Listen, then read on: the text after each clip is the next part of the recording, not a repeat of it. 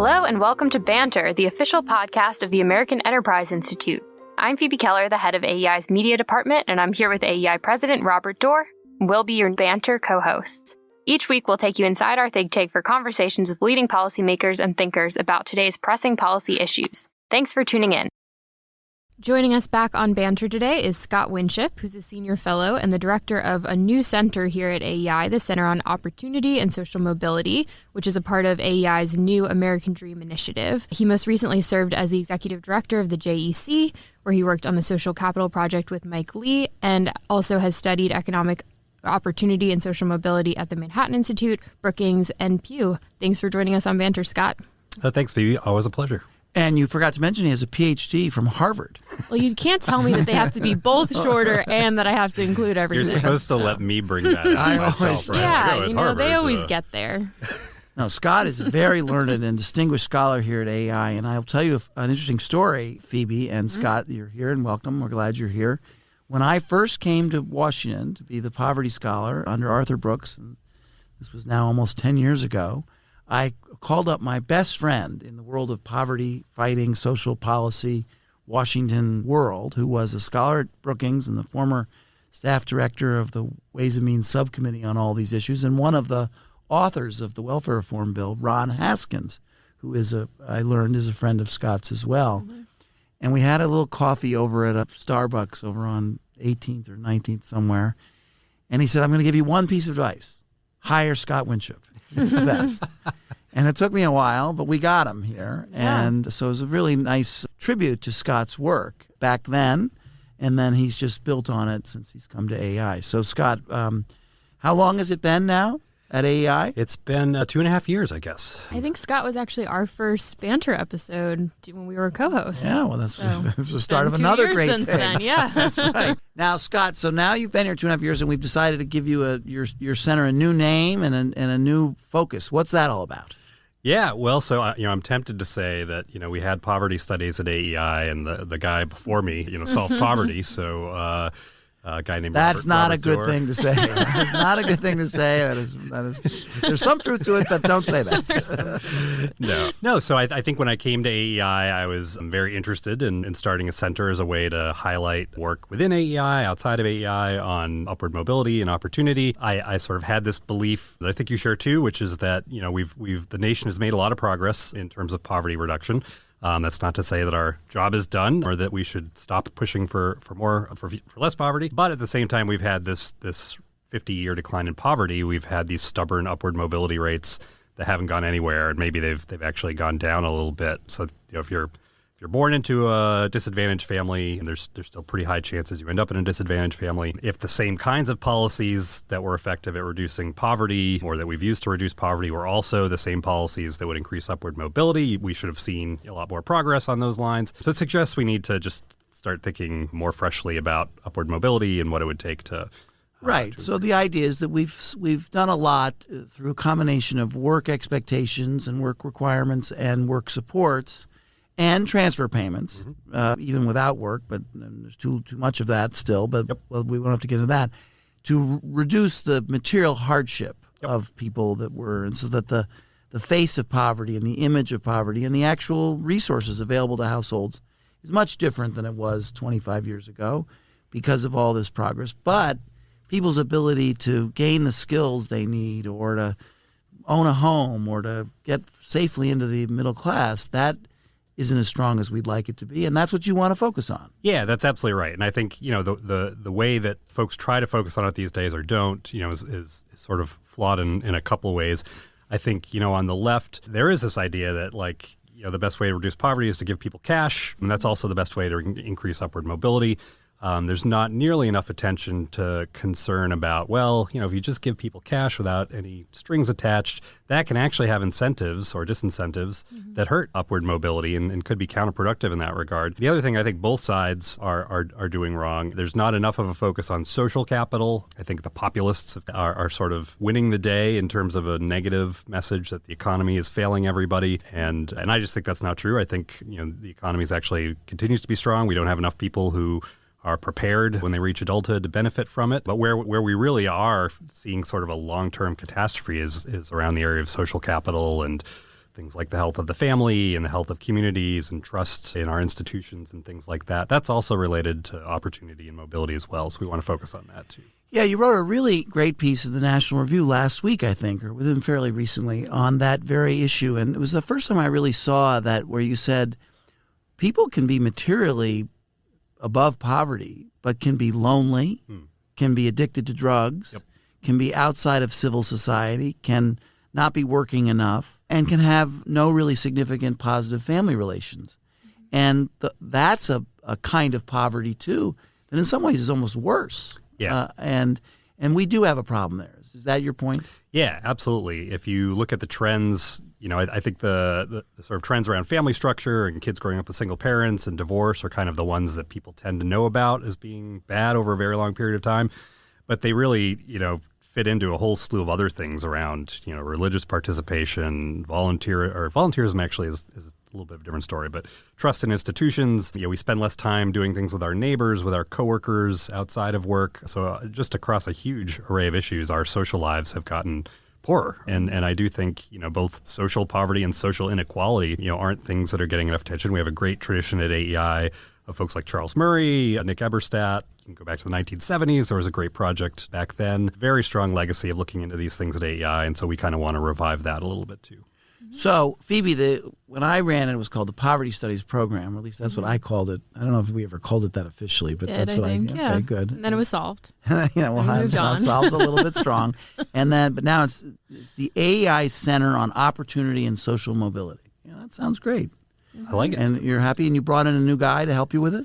We did, yeah. We are thrilled. We brought home Kevin Corinth, who was here. In fact, you probably hired Kevin. I did not. That was not me. Okay. He was my colleague. We were hired at the same time. Got it. Okay. They brought us both in at the same time. So Kevin was here mostly doing homelessness research, and he's going to continue to do some of that. But in the interim, he worked in the Council of Economic Advisors. He ran Senator Lee's office on the Joint Economic Committee, running the Social Capital Project there. He's done some incredibly important work that we might get into with Bruce Meyer, is also affiliated with us, related to the child tax credit expansion. So we brought him back, and he's going to be the deputy director of the center. And now we're kind of putting our heads together and figuring out what new projects to pursue. And and let's just look at that for a second. Kevin came. He was a newly minted PhD from the University of Chicago Economics Department.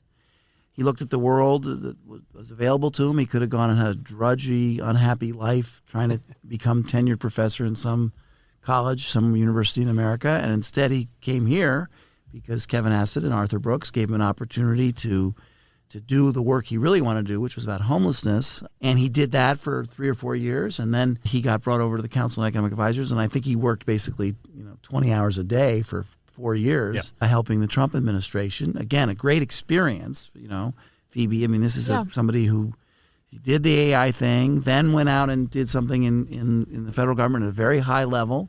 He was in on all the big conversations and the debates and the tensions, and worked with Rich Burkhauser, who was on the council. Yep. Kevin was the chair, and then that ends, and he goes over to Congress and spends 2 years running the Joint Economic Committee.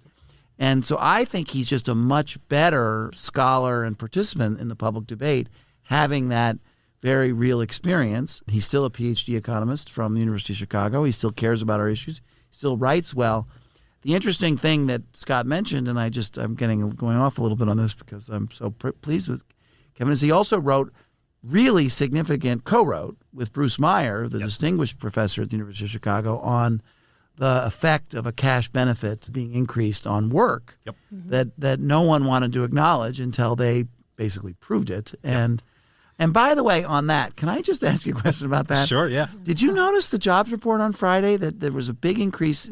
Work, people are going back to work, and especially among women.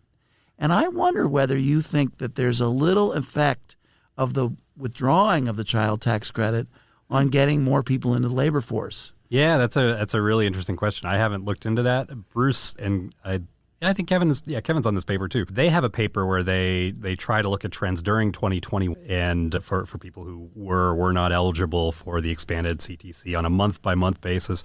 And they actually find some evidence that it did depress work during 2021, in which case getting rid of it would have increased work.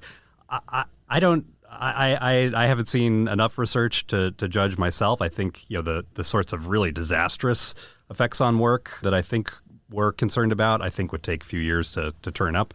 But it's certainly the case that if we had continued, if the CTC expansion had become permanent at the end of 2021, like the Democrats wanted, and Build Back Better, I don't think we'd see as strong the jobs reports. No question about it. Yeah. I mean, I'm telling you, of course, I'm a little obsessed about this, but when I saw that report, and then very prominently was said, women especially are now back to pre-COVID levels. Yep.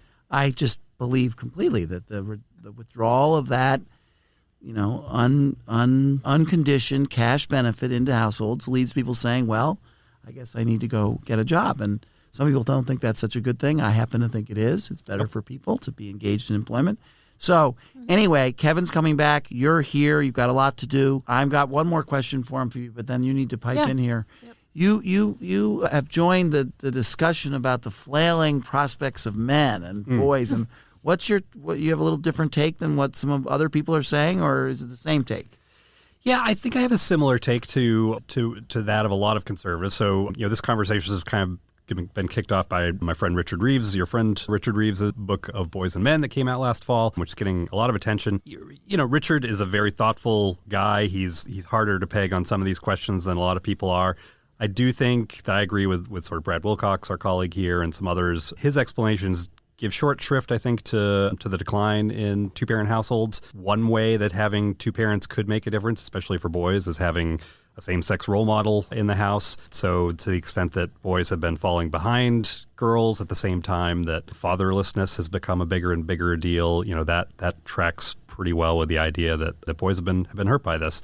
So, I think some of his policies, ideas, I'd sort of disagree with as well. But I think it's really important he's got it on the table because there really are these pretty profound ways that boys and men are falling behind. The work question is another one there. I mean, men's labor force participation has been falling for decades now, and we haven't had anything like a welfare reform from the 1990s that visibly boosted single mothers' work rates. Some kind of policy along those lines. There's a lot of opportunity, I think, to help men in the same way. You see what he's saying there? He's saying that we had a policy that was very helpful to mothers and women, young women, struggling young women and mothers, but we haven't had a similar type policy for men coming from the same sorts of households and then the other thing you kind of said there, who because of the fact that they both come from single parent households are struggling with the problems that are associated with that, but those problems are worse for boys than they are for girls and young women. And why is that? Because the young woman sees a role model who looks like her and acts like her, sort of like her as a woman, and the boy doesn't. Yep. And that is just a much, in my opinion, more likely to lead to less good outcomes. Yep. And Richard does give that a little short shift, even though it's staring him in the face, and he doesn't step up to it. But you hold him accountable. I'm doing my best. We talked recently. Good. I know in that report as well, you kind of take up what's become this populist claim on both the left and the right that it's now almost impossible to support a family on just one income. Can you tell us a little bit about how you push back on that in the report as well? Yeah, that is part of Richard's story that I think I disagreed with a bit was, that men have fallen behind economically relative to women, absolutely.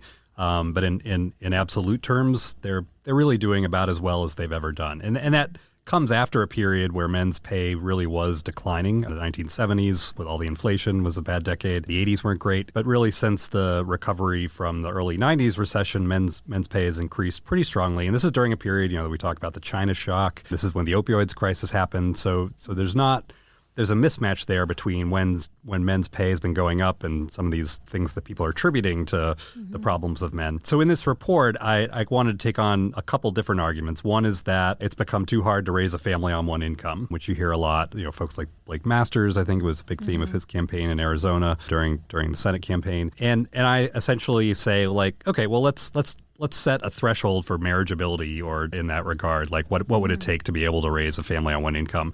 And so I look at, in the late 1970s, how much sole breadwinning fathers actually made. And I say, okay, let's draw, that's sort of the threshold that you need to hit. are fewer guys able to hit that threshold than back then? The answer is no, about the same. Depending on how you set the threshold, in some cases, more men today are able to do that. And so that means that that it hasn't become harder to raise a family on one income. I think what's happened is that, our wants have increased. People don't want to sort of live at a late 1970s living standard, and they would rather have two workers and live at a 2023 living standard. And then the other argument I make is that you can't blame the increase in single parenthood that has taken place on men's falling pay either. There is this argument that a lot of social conservatives, some of our friends, have made that say, well, if not for trade with China, the gutting of manufacturing jobs, men would be doing better economically, and then we'd have the marriage rates we used to have. Turns out that doesn't really look like it holds up either. I mean, so we have to look to these social explanations that we kind of were talking about at the beginning that may have some economic causes, but may be just completely separate from economics. So I hope you're getting a little sense, listeners and Phoebe, of Scott's sort of willingness to challenge everybody and anybody on various issues. And I was going to ask you about your sort of persona, your modus operandi as a policy wonk here in this town. I think it's fair to say that in your earlier days, when I first was introduced to you, you had a reputation of being kind of a scrapper, and I think you still do. I think being a scrapper is a good thing. But tell us a little bit about your feeling of joy and happiness in the community of scholars dominated by people on the left who have a kind of conventional perception of everything. Yeah. And you challenge them. What's that like for Scott Winship?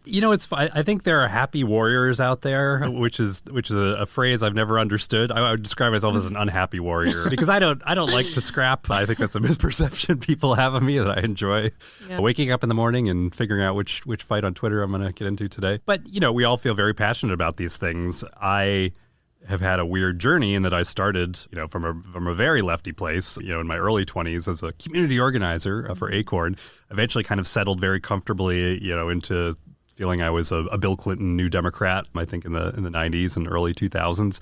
And gradually over time, I think my conservative tendencies have tended to play a bigger role in how I think about the world. And so, I've gotten into a lot of spirited arguments. But I think, Scott, you're going to ideology too quickly. I think it's just a matter of facts. Yeah, I think what you do more than anybody else is say, hey, wait a minute. Yep. That's not what the data shows. Yeah. And you're calling people to account for sloppy uses of data or no uses of data at all. Yeah, that's what I would like to think as well. And in some ways, my conservative drift has been a reaction to a read of the evidence. I was very much against welfare reform when it happened in the mid-1990s. I agreed with Democrats who were saying there were going to be, hundreds of thousands of homeless kids on the street as a result of it. And in grad school, I started grad school working on research that I fully believed was going to reveal all the harms that welfare reform had done. And instead, our own results, we found the opposite, that the kids of single moms had done better over time. And so as a result of kind of having to confront evidence that goes against what you originally believed. What conventional media believes or what the other side believes. Yeah, absolutely. There's sides, but Yep. I just think that that's what I see you do more than anybody else, along with Kevin and Bruce and other scholars of AI, is just there's so much conventional wisdom in this world that is false. Yeah, and absolutely. And you have to push back against it, or it will become the prevailing view, and it will win in Congress and win in governor's offices. So, you even challenged Alan Kruger's Gatsby curve a long time ago, and that was a big fight in the Obama administration. That might have been the fight that got you your reputation. For better or for worse, got me the scrapper reputation, I guess. Yeah. No, it was, I didn't have anything against Alan Kruger, or David Card was sort of also working on these things at the time. Or, I'd voted for President Obama, if you want to be honest. You heard it here first. Well, what were they saying that turned out just not to be true? Well, they were making this argument. They wanted to show that income inequality was bad for economic mobility. And the first way they tried to do that, I sort of looked at it, and I'd come from the Pew Charitable Trust, where I had been a research manager for the Economic Mobility Project. So I knew the literature, and I knew that nothing in the literature said that mobility had fallen or that inequality had caused that fall. And so when they started citing numbers, I was like, I have no idea where those numbers are coming from. And it turned out they had done their own original analyses that were pretty badly flawed. They went out in public once. I think President Obama made one speech where he used them, and then they disappeared off the map after I wrote something about it. And then they came up with this Great Gatsby curve, which was showing that across countries with more inequality have less mobility. Turns out the mobility measure, I'm making air quotes for the listeners, the mobility measure almost mechanically looked worse when inequality was higher. So it was this relationship they had found was really baked in. And I had sort of argued that, and a lot of people came to the administration's defense over that. God forbid you challenge President Obama on inequality. Yeah. And I think within within a few years, it was pretty clear. I think I had the better case. You clearly won that debate. And you made an appearance in the New York Times op-ed page where that was a kind of an interesting. What was that like? Yeah, very excited. I'd never been published in the Times before. Had sort of wanted to make this argument. I saw a lot of the debate about the child tax, just sort of oversimplifying. Again, I was sort of like a little bit poking both sides in the eye with a stick. I think conservatives haven't acknowledged enough that if you give people money, like poverty goes down. Like that's the first order effect of giving people money. But, it's important you don't stop there because as I sort of said at the beginning of the show, you have to worry about these incentives and what has a second and third order effects. And there, I think progressives have just been, completely unreasonable in denying that an expanded child tax credit that isn't conditioned on work would cause some people to stop working. And it turns out that's a pretty big number. Bruce and Kevin's paper showed that was, something like 1.5 million parents, most of them single parents, would stop working. And that would reduce the poverty impact of the cash. And it would potentially create these worrisome mobility results down the road. So I was trying to argue that, you can believe both of those things and you can feel like there are other ways that we ought to try to reduce poverty that wouldn't necessarily have these adverse potential consequences. Now, Scott, I do have to tell you that he used that characterization that he was poking both sides in the eye with a stick. That's the problem, Scott. You're challenging their priors, you're questioning their results. But when you say you're poking them in the eye with a stick, that's what everyone says. No, Scott, don't do that. Fair enough. There's the scrapper. I should put my stick down. And certainly don't point it at the eyes. That's the image I don't want to see. Maybe I could just whack people with the stick. That's right. Keep it away from the poking eyes. them. I'm giving them a little slap on the wrist. That's a little better. Fair enough. I'm curious to know. I mean, the child tax credit is something that there's been disagreement about at AEI among scholars here. Yep. And I do think it's just really interesting to me, just not being the former director of the poverty department here, but just reading reports on poverty numbers. I just think there's no shared sense of reality or set of facts in that space, which is not true in a lot of other areas where there's substantive, like policy disagreements. Yeah. So it's kind of an impenetrable area for people that don't know it very well. So I'm just curious, between the two of you, do you have differences on what you think of the child tax credit? Is there a version of it that you would accept? I kind of feel like you guys have slightly different takes on it. Boy, so I'd like jumping right in there. You go first, Scott. I think the listeners want to know. Yeah. Robert and I both have glasses on, so there will be no eye poking. Yeah, right. I know. Keep the sticks down. No, I think broadly we're basically on the same page. I think how would I guess that we differ? I might be open to some policy tweaks that I Robert think you're would more like. open to. There was an interesting policy proposal by the Bipartisan Policy Center where they would have taken the child tax credit and they would have retained the phase-in, which incentivizes work. It means as you work more, you get a bigger child tax credit. But they would have also given non-workers something. It wouldn't have been the full amount. There would have still been a clear work incentive, but it would have given them, say, $1,000 rather than nothing. The details matter a lot on these things. I would potentially be open maybe to something like that. Maybe. Robert could probably talk me out of it before we left the room. No. What else? I think you're a little more comfortable with the federalization of these programs than I am. But that's my experience coming from the states and localities. I don't think you're as enamored with the efforts of local organizations, caseworkers, in helping people get into jobs. Yep. I probably overstate my affection for that that you're entirely comfortable with. I think that I am a little bit more of an absolutist. I just think if you give individuals money from Washington who have no connection to work, you're going to discourage work, and that's something you don't want to do unless the person is disabled or, a senior citizen over 65. And if you're an adult working age person, we want you in the labor force. It's good for you and good for your families. And I'm a little strong on that. Yep. And the other thing is some of my position is related to not just the mechanical effect of the dollars, but the messaging that comes from Washington when you're sending checks to people without any attention to their behavior. Yes. And people that are more economists and more into big, data sets don't think about that from a standpoint of the individual the way I do. So, but I think among the divisions at AEI, the division between me and Scott is not the one to worry about. No, but you're the two that are That's right, here. yeah. That's for sure. And as you know, there are people at AI that are really in, and more than anything else, and I want to bring this up because it is an important issue, and that is the decline in birth rates. And there's a concern that it's harder and harder, people are less and less willing to form families and raise children, and if they had a little more economic support from the government, that would encourage more births and more family formation. Scott used to have a proposal, I don't know if he still is shopping it around Washington, where he would only give certain benefits to married families with children. I sort of like that. And it's much more likely that married children with families are going to have at least one worker in it. And therefore, the benefit doesn't upset me as much. But, single-parent households are a huge proportion of the number of households where children are. And for those households, work really is important for that custodial parent because it sets an example, it derives income, and it establishes a certain discipline. Yep. So, the divide is those people that want people in your generation to get married and have 4 kids. And I do too. It's like you mean that's you. Maybe I'm not putting any pressure on Thank you. I appreciate that. I just want all our listeners to know that I'm still celebrating the news in my family that my second son and his wife are going to have their first child to be my first and Sarah's first grandchild. So I'm very excited about that, and it's great news. They held it in secret for a long time. And they did it without an expanded child tax credit. And they did it without an expanded child tax credit. That's right.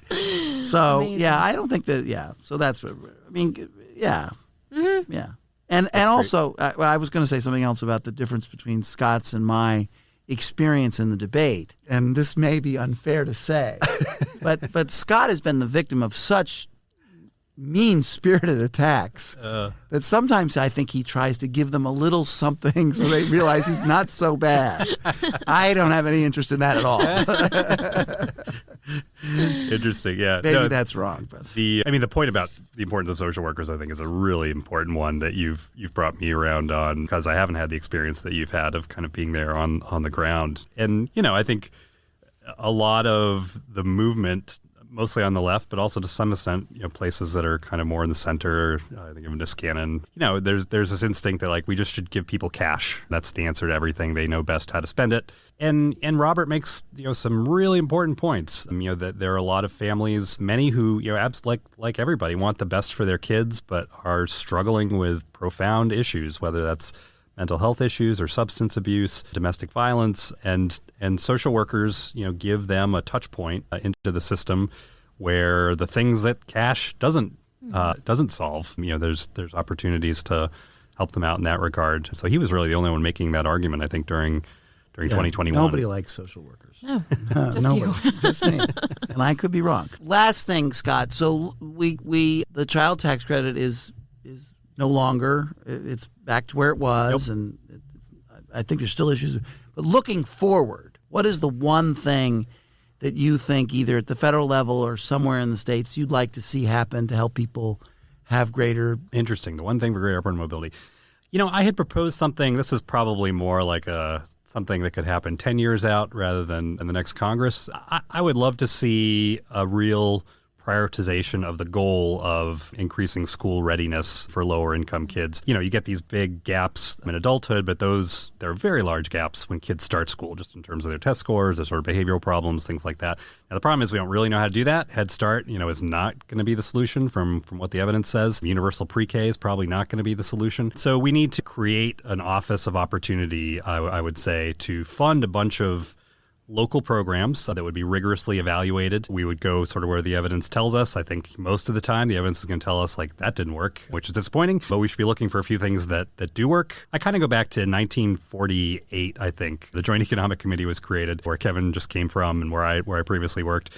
And the Council of Economic Advisors was created at the same time. So one in the executive, one in the legislative branch to prioritize issues around economic growth. If we could do something similar and say, hey, this is such an important goal for us to prioritize upward mobility out of poverty, that we have these institutions in both branches, and then we can fight about details and all of that later on. I think that would be a really important thing to do. In the next Congress, I think getting SNAP right around the Farm Bill is going to be really important. And there, I think we do need to work on work incentives. Yeah, so he's talking about the food stamp program, or it's now called SNAP, Supplemental Nutrition Assistance Program. The Farm Bill is up for reauthorization. There will be a run at trying to bring a little greater focus on work in that program so that individuals who come in and get food assistance through the SNAP program are also encouraged to get a job when they're not working. A lot of them are working. Yep. And when they're working, SNAP works in kind of a nice way. It supplements wages. But when they're not working, to have a program that says, here's your card and see you in a year, and then you go buy your groceries and I'm not going to worry about your underlying conditions, seems to me to be a lost opportunity. For sure. And we'll see what happens there. I like the earlier, that's just, you're right. But, there are a lot of things going on in the country at the local level and that are foundation funded, philanthropy funded, that are really focused on that. And whether we have a presidential appointee and a person in Congress who's totally responsible for that still hasn't prevented it from happening. Yep. But you're absolutely right. It turns out it's hard to intervene in households that have have trouble having their children be ready for school and to make them so that they are ready. But I think you're right. There are ways that you could do it, and we just need to find them. And one of the things I hope the center can do is spotlight these local efforts that are happening so that they can be replicated in the private sector, and we can just develop a better foundation for understanding what's working, what's not working. Mm-hmm. Well, there's been a lively conversation. Phoebe, do you have anything more? No, we're excited to keep watching the center. Yeah, we'll see, and we'll have you back, and you give us all your results of the things you've accomplished. Once we've cured upward mobility. Yes, exactly. And thanks very much, listeners, and we'll see you next time.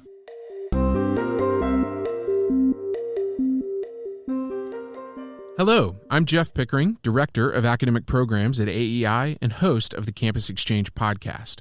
I want to take a moment to tell you about AEI's 2023 Summer Honors Program taking place in Washington, D.C. this June. This annual program is an all-expenses-paid experience for undergraduate students to come to D.C. from universities across the nation and world for a week in June to learn from top policy experts. Some of the courses we're offering this year will cover the changing nature of warfare, taught by AEI's Corey Shockey, polarization and pluralism with David French of the New York Times, and the foundations of democratic capitalism with AEI's Michael Strain. In addition to their seminars, students will also have the opportunity to connect and network with other students, young professionals, and experts from across the political spectrum and public policy world.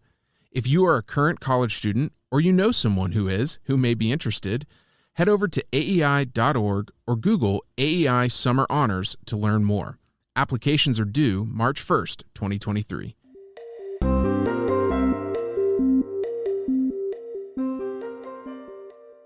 Thank you for listening. We hope you enjoyed the discussion today. Please remember to subscribe and rate the podcast. Feel free to send us any feedback or suggestions at banter@aei.org.